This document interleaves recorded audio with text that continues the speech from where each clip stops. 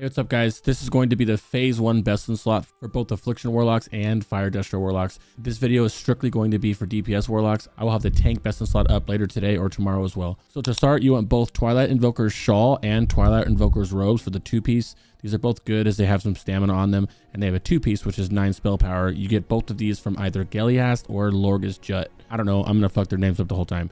Another good alternative is Rakamar's Tattered Thinking Cap, which is another good one, but the bonus from the spell damage that you get from the 2-piece is just gonna beat both of these pieces off. Next up is a Jagged Bone Necklace. This is just a 6 spell power neck. Nothing really to talk about on that one. It comes from Twilight Lord Kelris.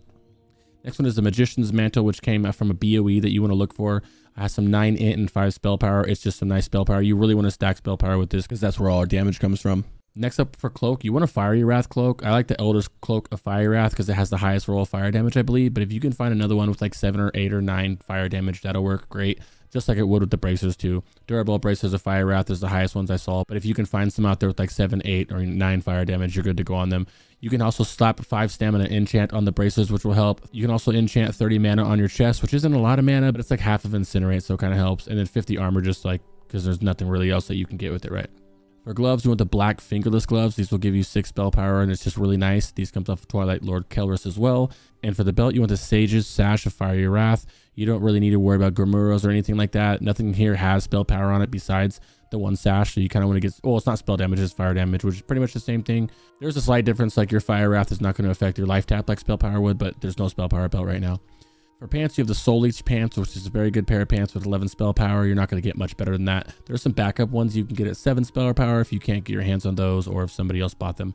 For boots, you want the extra planar spider silk boots. You need to be tailoring 100 to get this, and there's some mats you got to buy and a little bit roundabout process to get it, but it's always worth to get it. Just spend your money on it. This gives you 1% hit, which is very big, and it's very important because you only need 5% hit to be hit capped in here, which means you only need 1 point in suppression for 2% hit. You have the 2% hit coming from your weapon oil, the Black Fathom weapon oil, or what Black Fathom wizard oil, whatever it's called, and then you have these with 1% hit, making you hit cap, so it's pretty nice.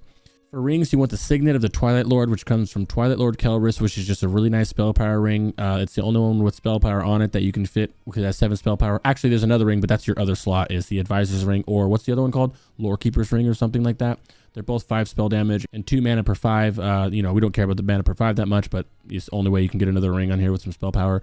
Both are to be honored with Warsong Outriders or Silverwing Sentinels, I believe it's called. So try to get them as quick as you can.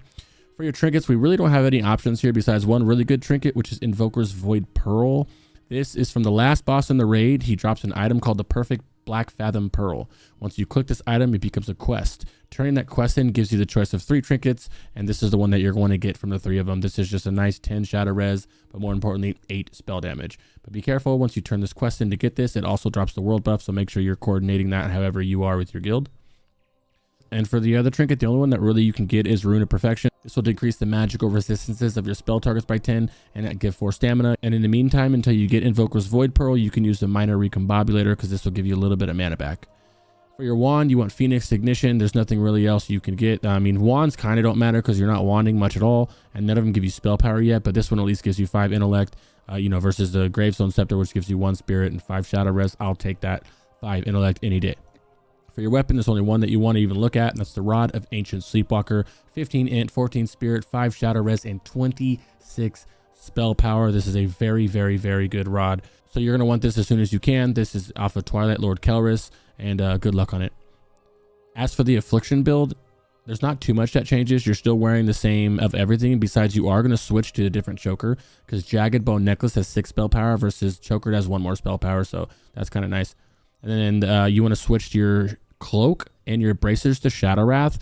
For your belt, you're going to want to use Sage's Sash of Fiery Wrath because there is no Shadow Wrath belt yet, and this 11 fire damage will be way better than you just putting a stamina or an int belt on because you are still casting Incinerate in your build as Affliction. Even if you're using the Haunt build, you're still going to use Incinerate because Incinerate is a little bit more damage than Shadow Bolt and also only costs 66 mana versus like 111 or whatever the Shadow Bolt costs. Yeah, that's it for this one, guys. I just wanted a quick one. I don't need to waste your guys' time. I appreciate you guys watching. Please leave a like, follow, subscribe. I stream over on Twitch. You guys know this, yada, yada, yada. Enjoy your journey, and I'll see you on the next one.